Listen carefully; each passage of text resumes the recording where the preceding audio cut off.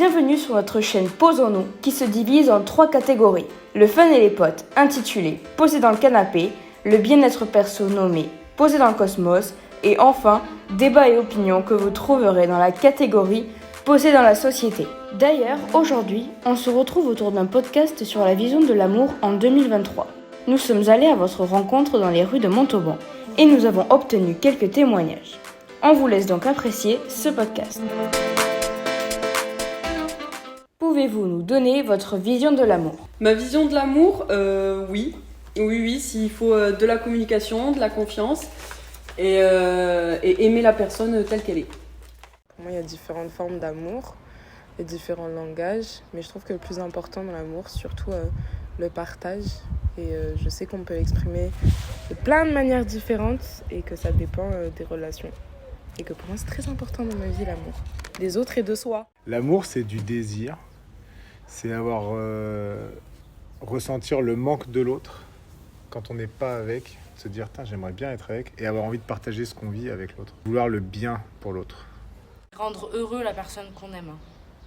C'est donner à l'autre ce qu'il a besoin et le pousser vers le haut. Se pousser vers le haut. C'est quelque chose qui te tombe dessus, c'est un peu, on choisit pas forcément. Je pense qu'on peut aimer quelqu'un sans être en couple. Vraiment, on ne peut pas être en couple sans sentiment. Donc, le couple doit s'arrêter s'il n'y a plus de sentiments. Par contre, malheureusement, ça arrive très souvent d'avoir des sentiments pour quelqu'un, de ne pas être en couple avec cette personne-là. Pouvez-vous nous donner votre vision du couple ? Complicité, le partage, l'échange. Complicité, partage, échange. J'ajouterais franchise, mais avec un petit F. La confiance. La complémentarité. Couple, pour moi, c'est une troisième personne. On est chacun une personne avec notre vie, etc. Et il faut nourrir cette troisième personne qui est le couple, parce que sinon il s'étiole. Mais c'est pas tout dans la vie. Si on n'a que le couple, pareil. Pour moi, ça suffit pas. C'est aussi qu'on a une vie remplie, professionnelle, amicale, personnelle, sociale, culturelle. Voilà. Le partage, le respect et la tolérance. J'ai vécu 56 ans avec mon épouse. Elle a été malade longtemps. Et pendant 2 ans, à la fin, je l'ai soignée et j'ai tout fait à la maison. Donc la vie du couple, il faut être fidèle. Après, fidèle. Il faut être pas fidèle parce que maintenant, le mot fidèle, mais il faut être, pas juste non plus. Mais enfin, il faut assumer, quoi. C'est 2 personnes qui arrivent à être pareilles sur certains points, au niveau des objectifs, au niveau des valeurs, mais qui peuvent être très différentes au niveau du caractère, de la manière de se comporter, mais qui arrivent à allier et à avancer ensemble, surtout. Il faut déjà qu'il y ait une bonne confiance mise de base, qu'il y ait de la communication. De toute façon, c'est pas tout beau, tout rose, il y a des hauts, il y a des bas. C'est communiquer beaucoup. Dire les choses positives, les choses négatives, ce qui va pas, et parler aussi de communiquer à son amoureux, son amoureuse, les envies, les plaisirs, les fantasmes, vraiment réussir à se dévoiler en fait, toujours avec son jardin secret. C'est 2 personnes qui partagent un moment de vie et qui ont envie de réaliser des projets ensemble, mais qui vivent aussi de l'amour. Ça peut être vrai aussi pour de l'amitié, ça. Donc là, il faut qu'il y ait une dimension d'amour dedans. Ça peut prendre tout un tas de formes différentes, parfois d'ailleurs en total désaccord avec les conventions de la société, que ce soit l'amour, le couple, il y a plein de formules et à chacun doit trouver sa sauce, si je puis dire. C'est 2 personnes qui partagent des choses ensemble. C'est s'apporter un plus dans la vie à l'autre. Le plus important dans un couple, c'est de parler, et de toujours dire ce qu'on pense pour être sur la même longueur d'onde. Moi, c'est 2 personnes déjà qui sont consentantes pour être ensemble, qui veulent partager le plus de choses ensemble, la vie quotidienne, comme des choses un peu plus amusantes, des sorties, partager du temps ensemble. Alors pour moi, le couple, c'est être une équipe, c'est s'accorder beaucoup d'attention, beaucoup d'amour. Et surtout fidélité, respect et que ce soit un compagnon de vie, une moitié. On est 2, donc de toute façon ça se passe à 2. Il faut que les 2 côtés, les 2 parties soient complémentaires et concernées. Et je pense que ça concerne d'ailleurs que ces 2 personnes. Pour moi, un peu de chouïa de dispute fondée, bien sûr. Alors pour moi, un couple ça doit être fidèle, donc je sais qu'il y a des couples qui sont très ouverts et tout, mais c'est un concept dans lequel je ne me visualise pas du tout. Moi je pense que lorsqu'on commence à développer des sentiments pour une autre personne que son partenaire, donc la personne avec qui on est en couple, c'est que le couple dans lequel on est, étant donné que moi j'ai un fonctionnement qui tourne autour de la fidélité, et donc de la monogamie. D'après moi, du moment qu'on a des sentiments pour une autre personne, c'est que le couple dans lequel on est, il manque un truc, ou quelque chose a été cassé, ou quelque chose a été distant. S'il n'y a pas d'épreuve, on peut dire qu'on peut appeler ça une routine. Et donc parfois la routine, ça peut casser des couples, ça peut casser certains couples, pas tous. Mais je pense que si on ne vit pas des traumatismes ou alors justement des choses qui se passent mal dans le couple sur les deux, ouais. C'est bien justement de le vivre ensemble, ces choses-là. Ça renforce. Pensez-vous que la société a joué un rôle dans votre perception du couple et de l'amour ? Ah bah c'est clair, on est tellement abreuvé de films à l'eau de rose, c'est comme ça l'amour, et je suis sûr qu'il y a des gens qui grandissent dans d'autres sociétés qui voient l'amour totalement différemment. Et bah oui, je pense qu'on en est imprégné. Mais d'un autre côté, j'ai l'impression qu'aujourd'hui, quand même, on s'interroge beaucoup sur qu'est-ce que ça nous a laissé la société, comment peut-être on est un peu influencé par ça. Et donc du coup, c'est aussi dans l'autre sens, c'est-à-dire qu'on a envie de ne pas reproduire ce qu'on nous impose. Tu vois, le cliché du couple parfait à l'eau de rose dans les films, et bah du coup, on se dit non, on n'a pas envie d'être ça, on a envie de faire autre chose. Un peu trop prout-prout. C'est vrai, c'est un peu trop représenté.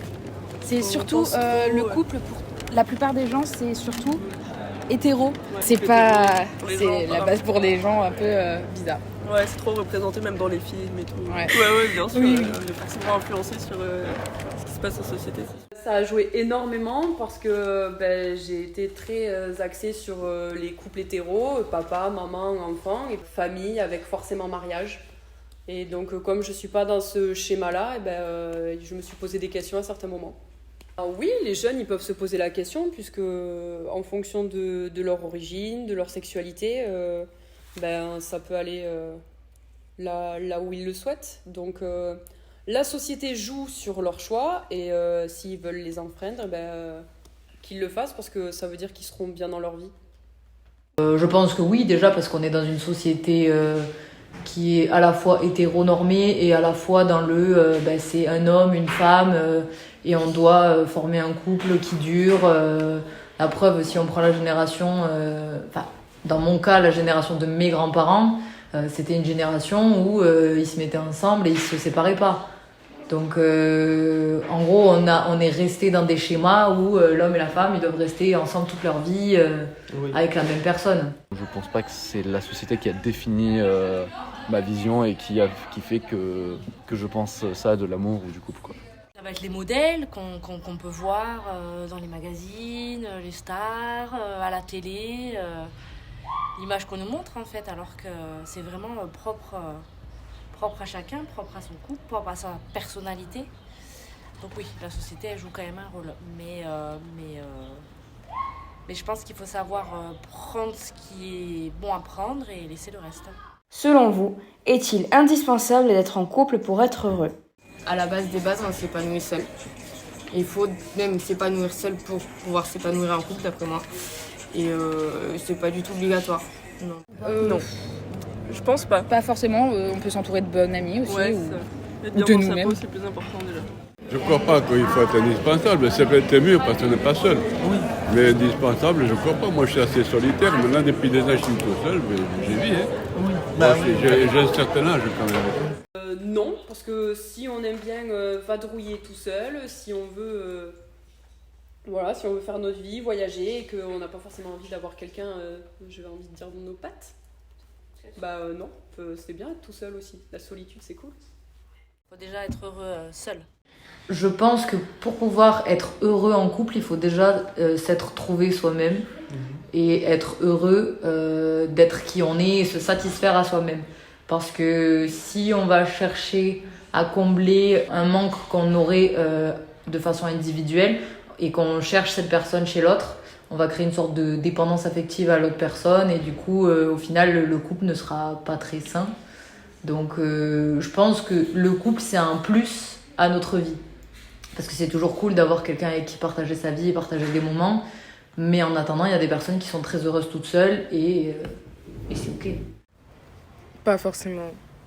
Pour moi, être heureux, ça peut être lié à l'amour, mais ça commence déjà par s'aimer soi, ou essayer de s'aimer soi, et après, possiblement aimer quelqu'un d'autre. Mais le couple peut faciliter et peut amener à s'aimer plus facilement, par contre, je pense. Mais c'est pas essentiel. Non, il n'est pas indispensable. C'est cool, bien sûr, mais après, il faut pas se dire que si on est en couple, on est forcément heureux, puisque de toute façon, en couple, comme je dis, il y a des hauts et des bas. Mais c'est pas indispensable. Il y a des personnes qui sont bien heureuses en étant célibataires ou juste comme ça. Carrément pas. Non, il y a déjà quand on n'est pas en couple, donc qu'on soit célibataire ou dans des unions libres ou quoi que ce soit, déjà à partir du moment où tu remplis tes besoins et que tu blesses pas d'autres personnes au passage, tu peux être heureux, quoi.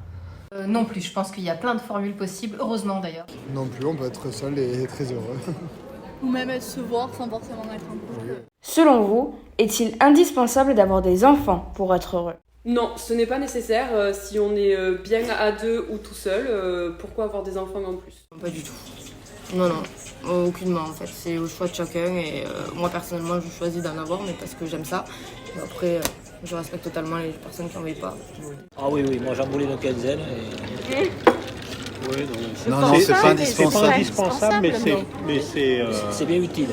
C'est utile. Non, c'est pas utile, c'est gratifiant, c'est génial d'avoir des enfants. Le micro dans mais c'est utile pour être heureux. Oui, bonheur. Du bonheur, oui. Ouais, c'est utile dans ce sens-là. Pas un sens utilitaire. Ouais, un sens. Ah non, c'est sûr. C'est bien quand même les enfants. C'est très gratifiant. Faut pas en prendre trop parce que ça coûte cher. Et puis ça vous pourrit la vie, mais alors bien. Mais c'est sympathique. Ouais. Et alors, avoir des petits-enfants, alors là, je vous dis pas, moi j'en ai 2 là, des petits-enfants, c'est une bonheur absolue. Ah ouais. L'avantage, c'est on n'a plus l'éducation à faire. On n'a pas l'exercice de l'autorité ne se fait pas de la même manière. Vous avez, par exemple, lorsqu'il y a une flaque d'eau, c'est la quatrième question. Voilà, lorsqu'il y a une flaque d'eau, c'est bien de dire à son petit-fils, saute dedans à pieds joints. Parce que c'est amusant et ça remet pas en cause son intégrité, l'intégrité des autres. Et puis alors pour l'autorité, pour l'engueulade, c'est les parents qui s'apprennent, c'est pas eux.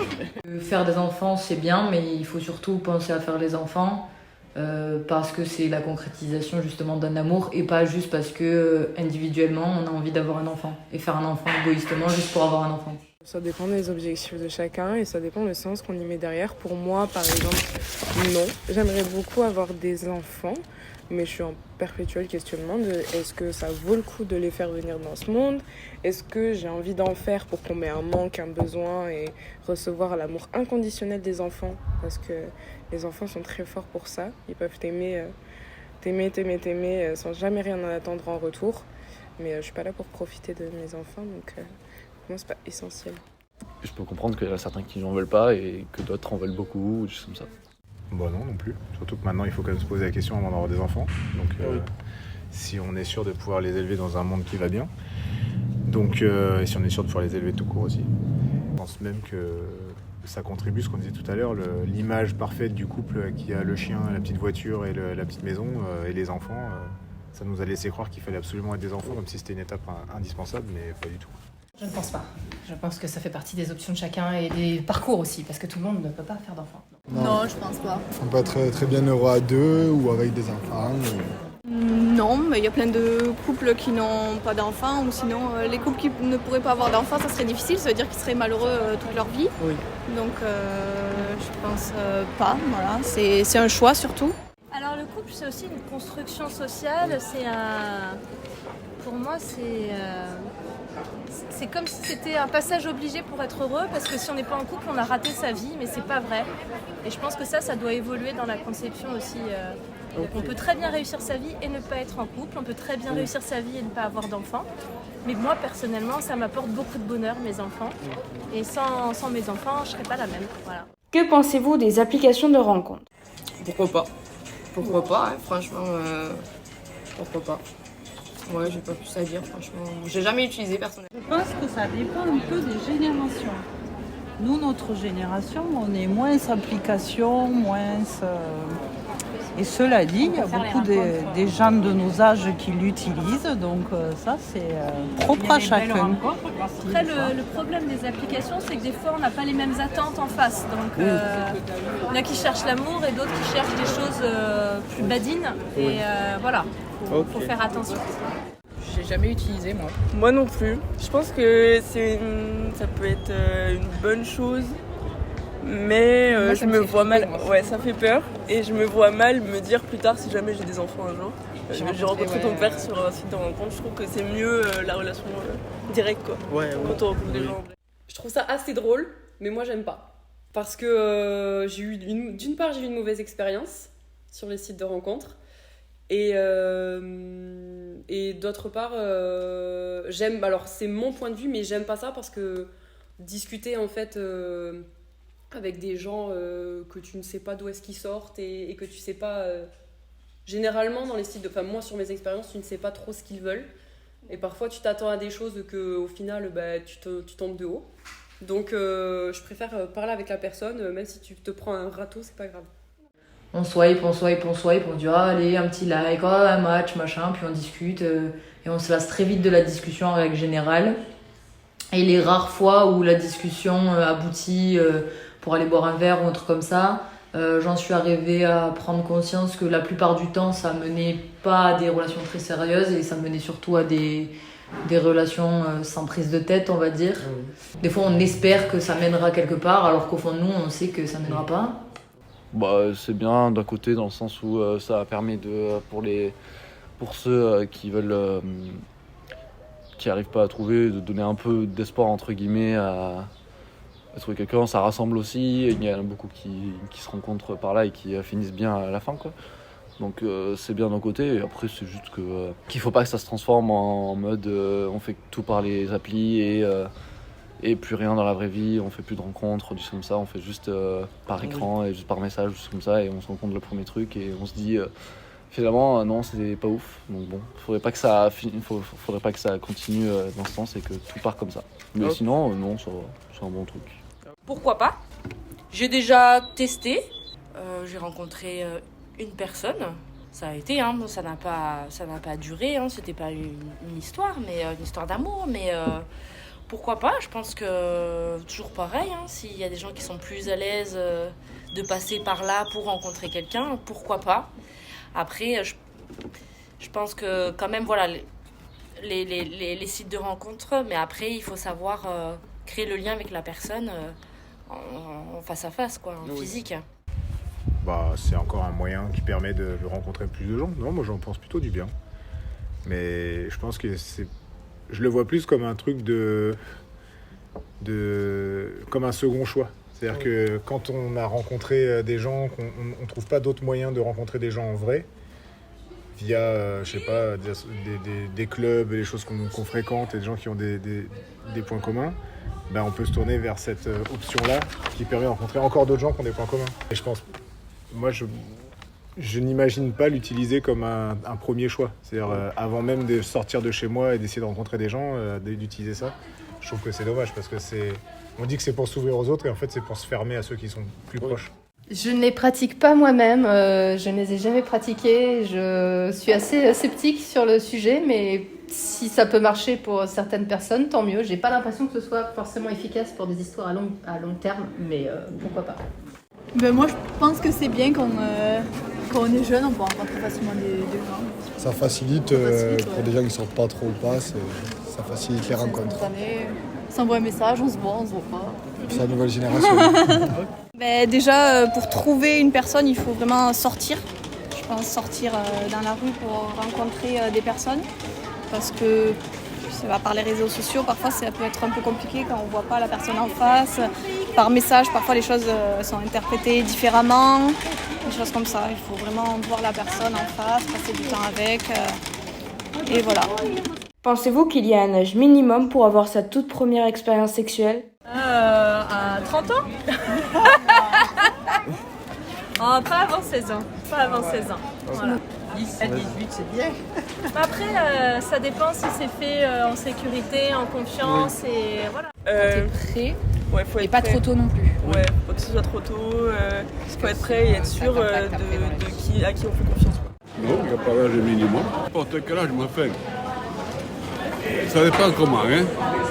Parce que si c'est un adulte qui n'est pas jeune, non, je ne suis pas d'accord. Mais entre jeunes, il n'y a pas d'âge. Mais à peu près de même âge, faut pas quand même. Il faut que ça vienne des deux personnes, des deux partenaires, et puis que les deux personnes sachent ce qu'elles font, sachent de quoi il en ressort. Donc, un âge, je saurais pas dire si d'après moi il y a un âge pour le faire, mais je pense qu'il faut qu'on se soit pleinement découvert soi-même avant d'aller découvrir l'autre. Et puis ça peut être que mieux si on s'est découvert soi avant d'aller découvrir quelqu'un d'autre.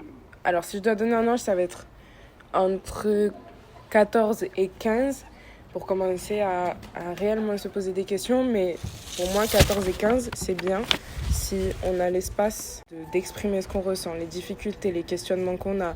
Si on a justement aussi un espace pour avoir plus de connaissances que quelqu'un ou un endroit ou des livres ou n'importe qui puisse répondre à nos questions. Et pour moi, 13, 14, 15 ans, c'est dans le cadre aussi où c'est consenti. C'est pas sous la pression sociale, c'est pas sous la pression d'un amoureux ou d'une amoureuse, c'est pas sous la pression aussi des parents, du cadre familial, n'importe. C'est quand c'est son choix avec la maturité et la sagesse nécessaires pour commencer à faire un acte sexuel ou avoir envie de se lancer dans des actes sexuels. Alors, un âge minimum, je dirais la majorité sexuelle, elle est quand même bien, je pense. Parce que je crois que c'est 15 ans, et 15 ans, c'est quand même bien, je trouve, voire aller à la limite 16 ans. Mais avant, c'est un peu trop tôt, je trouve. Parce qu'il faut quand même avoir un minimum de temps pour découvrir d'abord un peu ses envies et tout ça, et pas se précipiter. Oui. Et puis de toute façon, après, les premières fois sont toujours... c'est toujours... on va dire que les deuxièmes fois et après, c'est toujours mieux que les premières fois. Donc bon, voilà, mais il y a quand même un âge où c'est un peu tôt. Après, ça dépend de ses envies et tout ça, mais... Je pense que la majorité sexuelle elle est quand même bien. Quand on se sent prêt, quand on est consentant et quand on a vers l'âge de la puberté quand même. On peut donner un chiffre, mais je pense qu'on peut donner une maturité. Et c'est beau en fait une aventure sexuelle, mais ça peut être aussi horrible et traumatisant si c'est pas bien vécu. Et ça nous aide à nous forger. Donc du coup, je pense que ça peut être dangereux avant un certain âge, avant une certaine maturité. Oui. Et une fois qu'on atteint un niveau où on se sent vraiment prêt avec la personne dont on se sent prêt, en fait le tout c'est la confiance. À partir du moment où tu es avec quelqu'un en qui tu es sûr de pouvoir avoir confiance. Vaste débat. Je pense en tout cas que les deux personnes ou plus doivent être bien conscientes de ce qu'elles font et qu'en général c'est difficile d'être consciente à ce point-là avant un certain âge, je ne sais pas, au moins... c'est très complexe comme question, mais majorité sexuelle ou majorité tout court, je ne sais pas trop, mais il faut vraiment être bien conscient de ce qu'on fait. Ouais, moi je pense pas un âge minimum, mais... il faut se sentir prêt, il faut se sentir capable de le faire aussi, parce que c'est quand même un grand saut. Je pense que il faut quand même avoir une certaine maturité, peut-être pas un âge, mais une certaine maturité. Être sûr de le faire à la bonne personne aussi. Un âge minimum, non, mais bon, il faut quand même que la personne soit consentante et voilà, par rapport à des adultes, faire attention. Voilà, il y a quand même des choses pénalement répréhensibles. Donc, Avez-vous une belle histoire d'amour à nous raconter? Moi j'ai rencontré mon copain actuel l'été dernier quand je travaillais en serveuse, et du coup il était chef cuistot et ça se passe trop bien, coup de foudre direct et depuis c'est jamais lâché. Mon histoire actuelle, parce que je suis actuellement en couple et je dirais que cette histoire d'amour elle a commencé déjà mal et puis oui ça a commencé mal et puis on a appris facilement à se connaître et on a eu les mêmes centres d'intérêt. La confiance règne et la communication règne aussi. C'est pour ça que ce sont deux mots-clés, je trouve, dans un couple. Et donc, voilà. J'ai eu une longue histoire quand j'avais 18 ans. Et du coup, ce qui était bien avec cette personne, c'est que c'était vraiment mon binôme.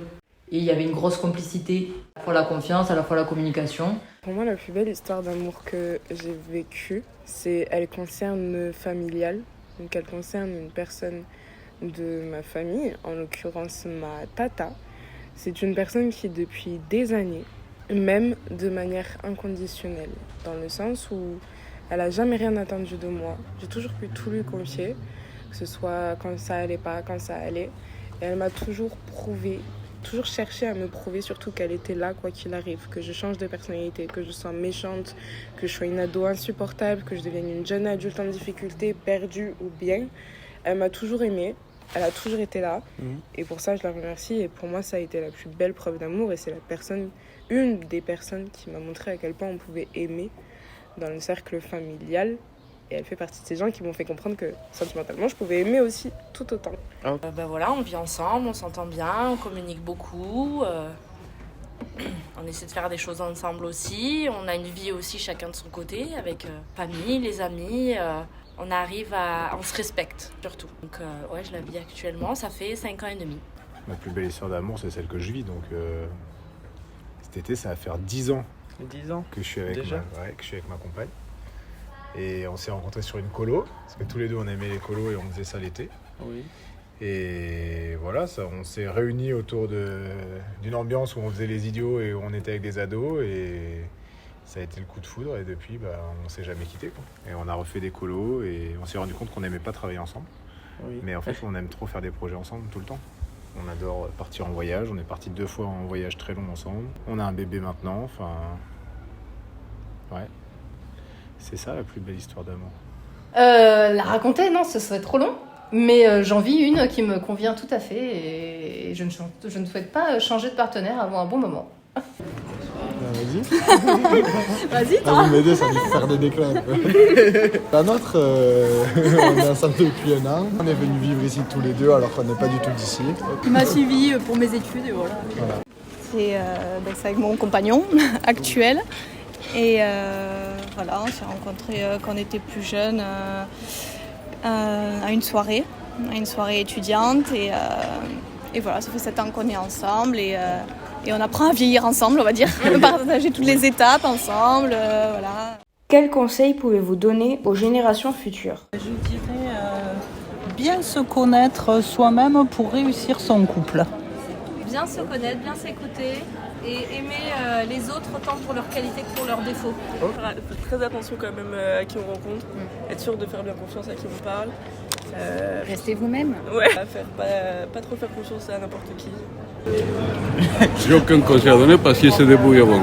J'ai confiance dans les jeunes, je pense que vous n'êtes pas plus cons que nous et vous allez vous débrouiller d'une façon ou d'une autre. Même si dans la vie, voilà, vous verrez comment ça tourne, mais si vous avez un but dans la vie, si vous le poursuivez bien, vous y arriverez. Alors je n'ai pas de conseil à donner, je le conseille de rester honnête parce que de s'écouter soi-même sur nos envies, de ce qu'on pense. Si on a des peurs ou des craintes, d'en parler avec l'autre, c'est hyper important. Et que s'il y a quelque chose qui vous embête, qui vous gêne dans votre histoire d'amour, le partager. Parce que parfois le garder, ça peut faire mal. Le fait de justement se centrer sur soi-même et savoir réellement qui on est, pourquoi on veut telle ou telle chose, avoir confiance en soi et se répéter toujours qu'on est une personne très très bien. Vivez votre vie. Oui, carpe diem. Vivez l'instant présent. Et en couple, c'est bien. Se faire confiance et faire attention aussi à qui on s'entoure. Et souvent se poser la question, pourquoi là, mon attention elle est sur cette personne ? Est-ce que c'est parce que j'ai réellement envie de partager quelque chose avec lui ou elle ? Est-ce que c'est parce que j'ai envie que lui me donne quelque chose ? Avec les expériences, fais-toi confiance et tu verras. Mais il ne faut pas avoir peur de prendre des risques si c'est consenti et respectueux de sa personne et de l'autre. Pour moi, le temps fait bien les choses, donc bon, ça arrivera un jour. Faut juste attendre, même si des fois ça peut être long. Et voilà, faut pas non plus se précipiter dans les choses. Il faut prendre le temps. Respectez-vous avant tout et n'hésitez pas, quand vous aimez quelqu'un, quitte à ce que ce soit pas réciproque, à lui dire. Et puis peut-être que ce sera réciproque, peut-être pas, mais en tout cas, au moins, vous l'aurez exprimé. Il faut arrêter de se prendre la tête. Arrêtez de vouloir rentrer dans des cases. Il faut laisser le temps au temps. Ne faites rien pour respecter des conventions et ne faites rien que vous n'ayez pas envie de faire. Moi, le conseil que je pourrais donner, c'est d'abord de ne pas écouter les autres, de faire en fonction de ce que nous, on a envie de faire et pas en fonction de ce que les autres font.